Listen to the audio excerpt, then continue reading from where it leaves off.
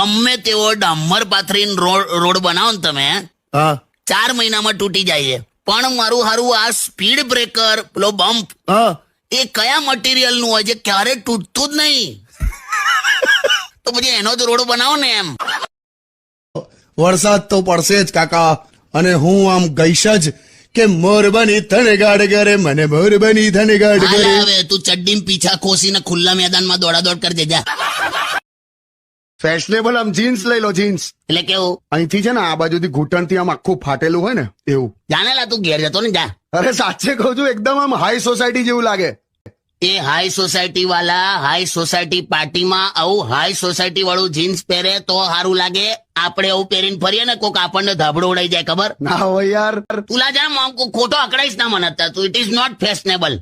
હવા જીન્સ પહેરીને તો અમારા ગામમાં પેલા ઘઉં કાપવા જાય છે, ખબર ને? તું ડેવલપમેન્ટ ની વાત કરે છે, આ રોડ બને છે ને બધા ધમધમાઈને, તો તું જોજે, પહેલા રોડ બનાવવામાં આવે, પછી સ્પીડ બ્રેકર, પછી સ્પીડ બ્રેકર ની સાઈડ પર પાતળો એક રસ્તો બનાવવામાં આવે, જેથી બાઇકની સ્પીડ સહેજ પણ ધીમી કર્યા વગર તમે ત્યાંથી ફટફટ નીકળી જાઓ.